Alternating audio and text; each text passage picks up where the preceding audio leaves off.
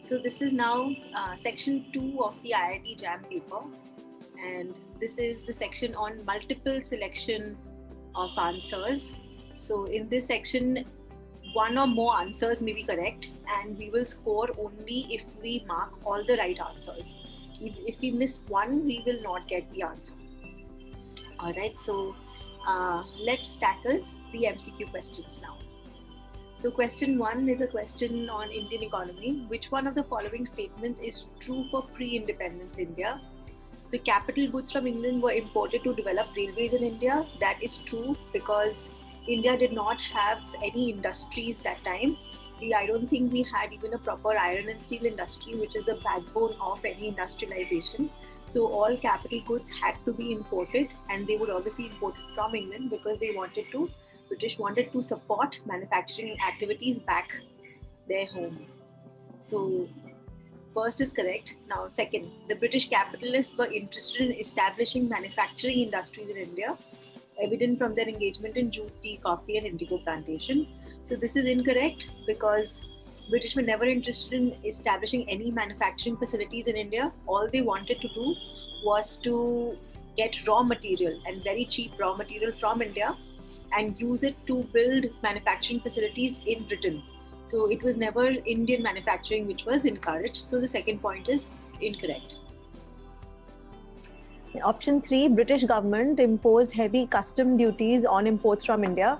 This is true especially for any Indian finished good, so textile production, anything which is manufactured in India. The British wanted to discourage that, so they did impose heavy custom duties on imports from India. So this is correct. Now the fourth option, British goods to India were imported duty-free. Again, this is in line with the fact that British goods were promoted, so they were imported duty-free to India. So we have 3 options which are right, and all the 3 options marked would fetch you 2 marks.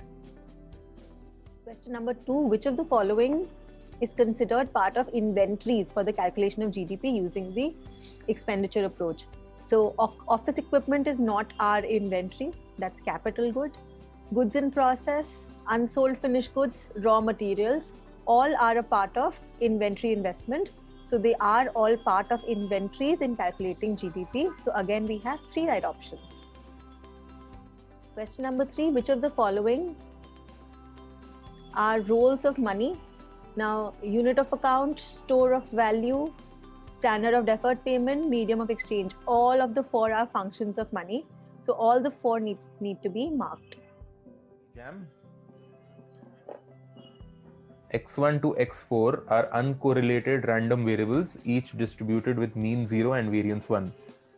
Correlation of X1 plus X2, X2 plus X3. So firstly, let's find out variance of X1 plus X2 is variance X1 plus variance X2. Variance of X2 plus X3, variance X2 plus variance X3. Covariance of X1 plus X2, comma X2 plus X3. So covariance X1 X2 0, covariance X1 X3 0, covariance X2 X2 will be variance X2 plus covariance X2 X3 will be 0. Variance X2 is 1. Okay, so the correlation of X1 plus X2 and X2 plus X3 will be covariance, which is 1, divided by 2 into 2 under root. So 1 by 2, which is 0.5. So this is true. Now for the second case, the correlation of X1 plus X2 and X3 plus X4. So for that, variance of X1 plus X2, 2. Variance of X3 plus X4, 2. Covariance of X1 plus X2, comma X3 plus X4 will be basically covariance X1 X3, covariance X1 X4, covariance X2 X3, covariance X2 X4, covariance is 0, correlation 0 by 2, 0. Second statement is also correct. Both the statements are true. 36. Okay, I need to find out the marginal probability density function of y. Now x is lying between 0 to 1 and y is lying between minus x to x. So I can write it down in this way: minus 1 less than minus x. Okay, because see, 0 to 1 is x, so minus x will lie between 0 and minus 1.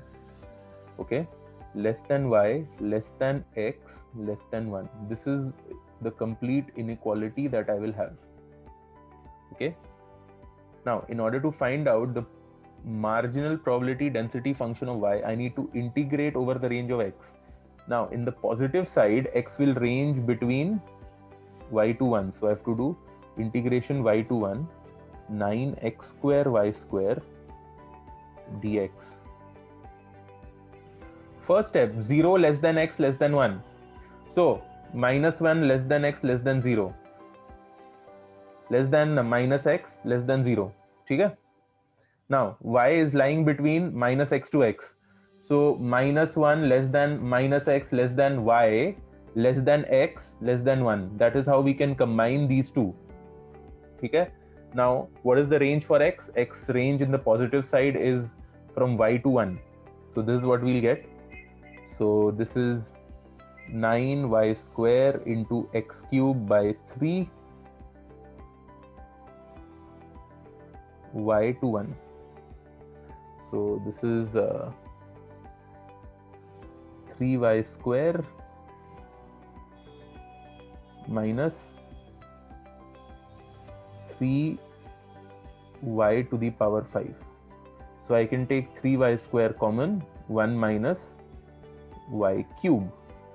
Now here I have considered only the positive side of x from y to 1. For the negative side of x, it will be from minus 1 to y, right? So if I am to consider both the positive and the negative sides, I need to write it down: 3y square 1 minus mod y cube. That is the answer, where y lies between minus 1 to plus 1. Okay. Here I am considering only the positive side, where y is lying between 0 and 1 for this. But y can also lie between minus 1 to 0. So in that case, I'll have to take the mod of y value. Hence, I have to take the mod y cube here. You'll get the answer as this. This is very, very simple. Then you need to understand that I need to consider not only the positive side, but also the negative side. That can only be considered if I take modulus. All right, question number 6 of MSQ. The first fundamental theorem of welfare economics states that in the absence of any externality, a comparative equilibrium is always Pareto efficient. So only first is the right answer. The other two options are for the second fundamental theorem, so they don't apply. So the answer is only A. So there's one single answer for question number 6. Question number 7, MSQ. Consider the following two statements.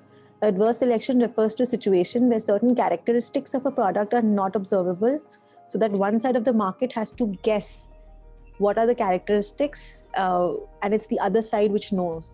So guess the type or quality of the product based on the behavior of the other side. So this is true. This is what adverse selection is. Moral hazard refers to a situation where one side of the market cannot observe the actions of the other. That this is not true. So the answer S1 is true and S2 is false. So S1 is true and S2 is false. So the answer is B. Right. Question number 8. So if two indifference curve representing distinct levels of utility don't intersect with each other, then the preference relation satisfies. Now, when all we know is that the two ICs are not intersecting, okay? Which direction is which direction is higher utility? You don't know that. What is the curvature of the indifference curve? You don't know that. So none of them can be deduced from the above statement. If they don't intersect, then only transitivity assumption is definitely to hold. The others may or may not hold. You cannot comment on them without having more information. So the answer is just B for question number 8. Question number 9, MSQ. So there are 3 vectors. In order to show that they are linearly independent or dependent, what we'll do is we'll form a matrix out of it. 1, 2, minus 2, minus 2, 2, 1, 0, 1, 1. Let's see what is the value of the determinant. So if I expand by the third column, so minus 1 multiplied by 1 minus 4 plus 1 multiplied by 2 plus 4, 6. Okay, 4 plus 6, 10, not equal to 0. So V1, V2 and V3 are linearly independent. So definitely one of this is the answer. This is one of the answers. Okay, it's not orthogonal because they are linearly independent.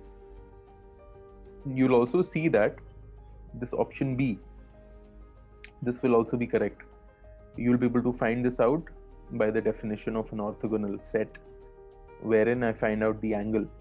Okay, orthogonal basically means that they are perpendicular to each other, so you'll be able to find that out very easily. On the next question.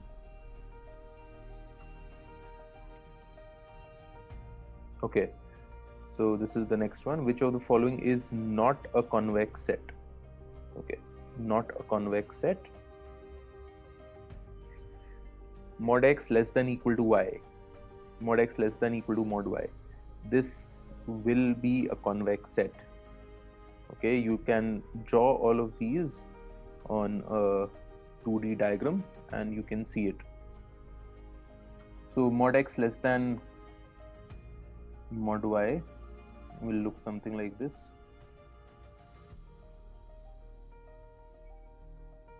If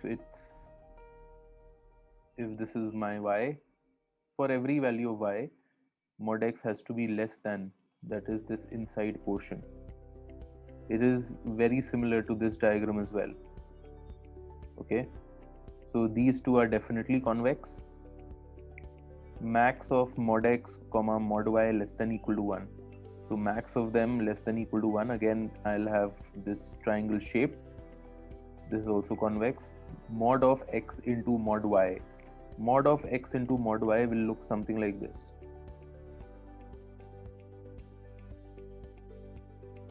If this is the case, if I join any 2 points, the line will lie outside this set. Hence, this is not a convex set. That's option B. Okay.